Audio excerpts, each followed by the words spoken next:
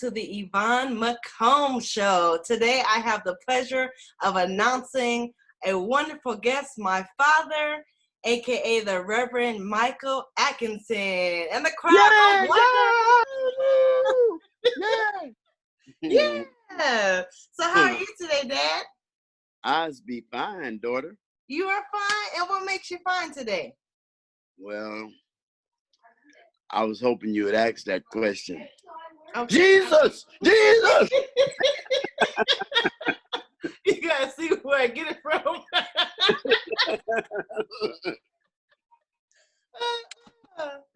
No, I had a good day. You know, as I mentioned before, I'm in Washington right now, and I had to hire a whole new crew. And today was the first day of getting everybody started and filling each other out. So it went really well. It was really productive. I've been a little stressed out over the past week. So, you know, we're good. Good day. Good day. Okay.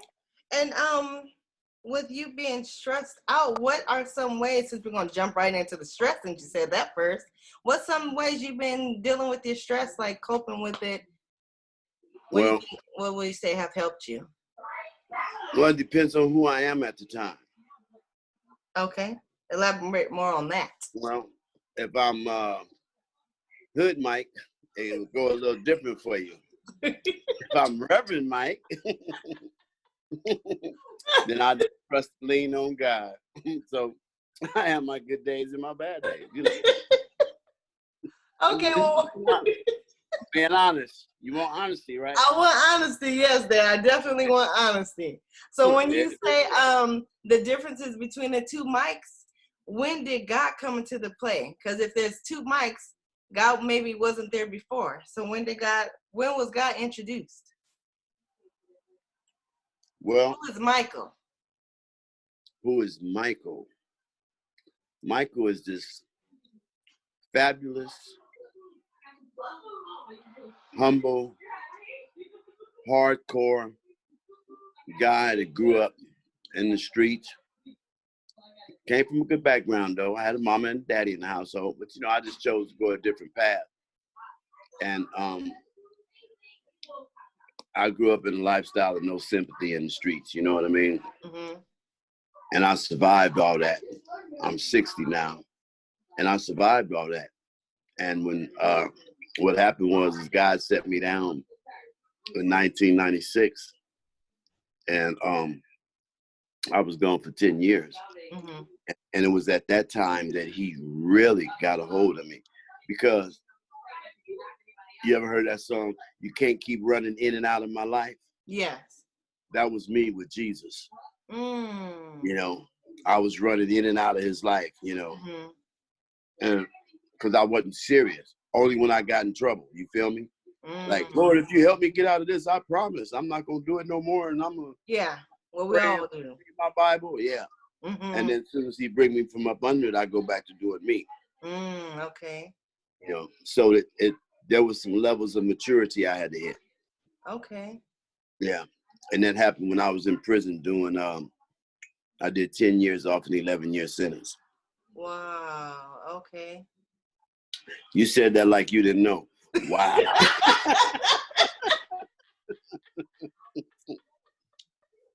But it's still like, I mean, the retelling of it, you know? Yeah, it's awesome. I talk about it all the time. Mm-hmm. I talk about it all the time because it's my testimony. It's what God gave me. And I'm sure you've heard people say, without no test, there's no testimony. Mm-hmm. And I've been tested, you know, just like you would test a diamond, you know, or they run a pressure test on pipes, you know, pressure bust pipes. Mm-hmm.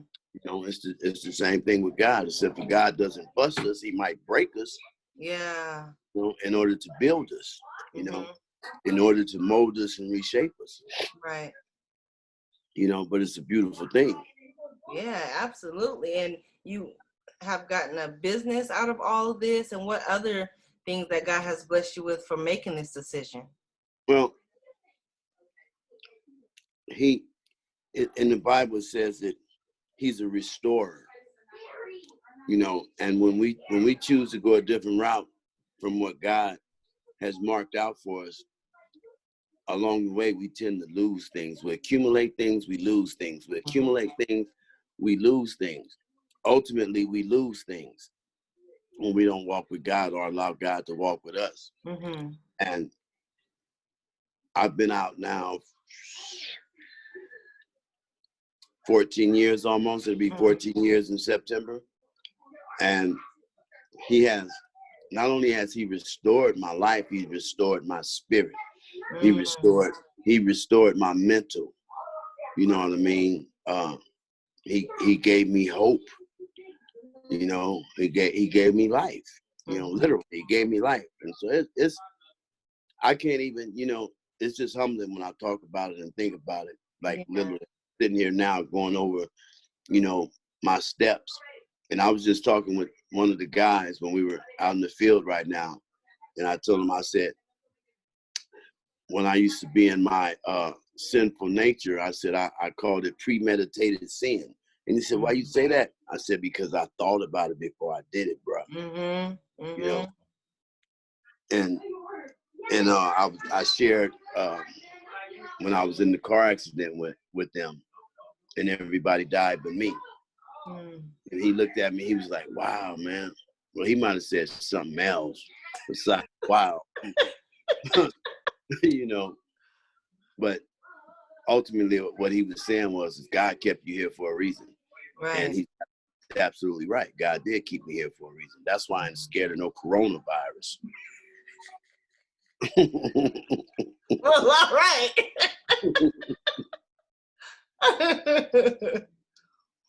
Now, you are a licensed minister? Yes, ma'am. And when did that come into play? 7 months after I got out of prison, I was being licensed and ordained as a minister of God. Was that, like, did you expect that? Did you know the call was there? I knew the call was there, but I didn't know what was going on. They had me under watch, and the bishop didn't say anything. And then one day he just pulled me and said, it's time. He said, if you're going to represent our ministry, you have to be legal. Wow. And I said, what are you talking about? You know, and because I didn't know anything about how ministry worked or how none of that operated or functioned. I learned ministry in prison. You know, and we didn't operate like they did on the streets. You know, I remember the first time I got some money, a love offering for preaching. They just handed me an envelope, and I just took it and stuffed it inside my my suit jacket, and I got home, and it was like $300. Wow. And I looked at and I was like, he said, gave you a love offering. And I was like, ooh, I need to preach all the time.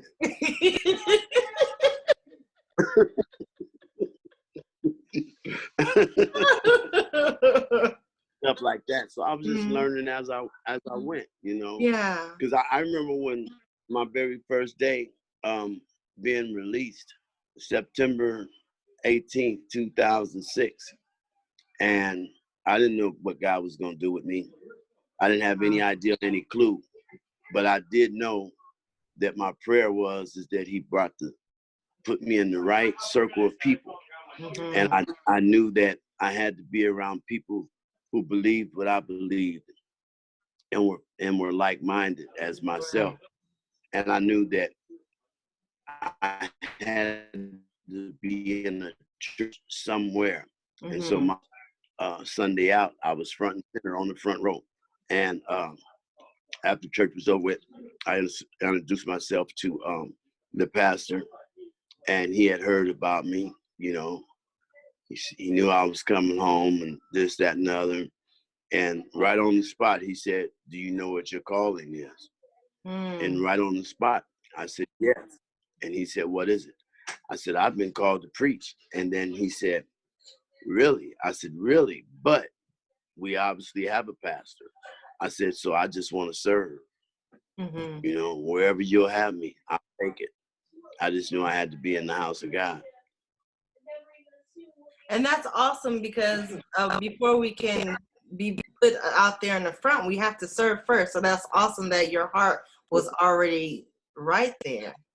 And what's also awesome is how you said God was a restorer, and he also opened doors when you aligned yourself with the vision that he had for you. So that's awesome. That's really awesome.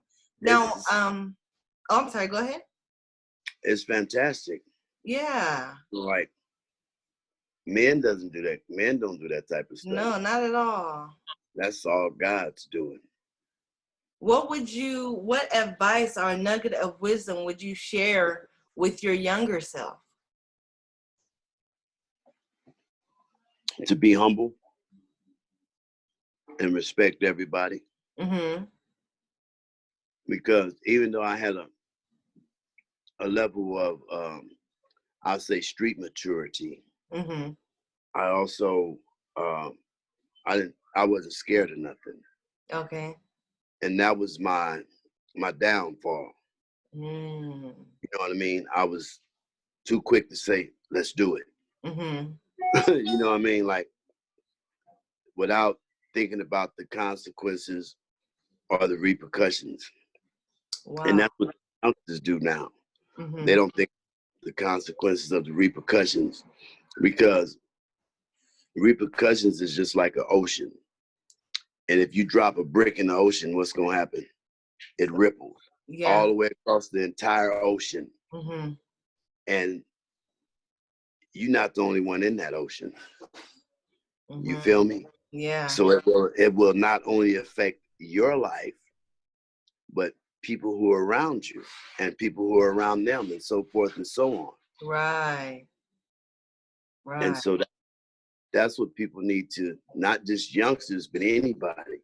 Everybody needs to recognize that. Like, there's consequences and repercussions to everything we do in life.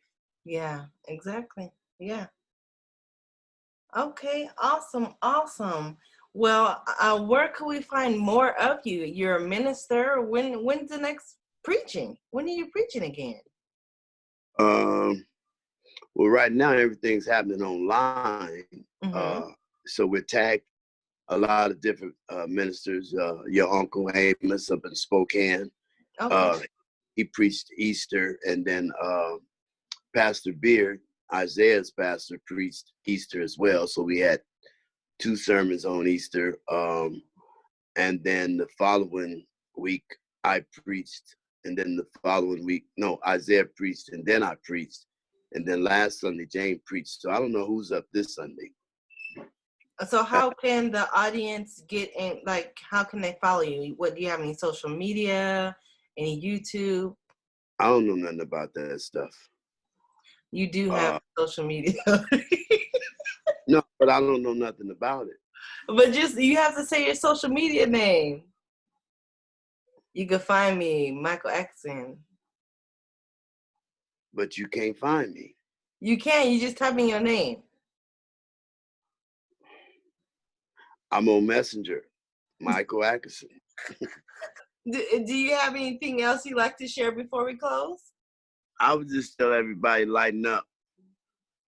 You know what I mean? Mm-hmm. Forrest Gump said it best. Life is like a box of chocolates. You never know what you're going to get. And I like that you ended with that, because although you never know what you're going to get, you can always trust that whatever it is, God's got you. That's right. Yeah. If you don't do nothing else, if you don't trust nothing else ever in life, you can't trust God. And no matter how bleak it gets at times, he's always on the throne, and he's always working that thing out. Yes, he is. Yes, he is. Yeah. Well, thank you so much for coming on the show today. And I love you, and I'll talk to you soon.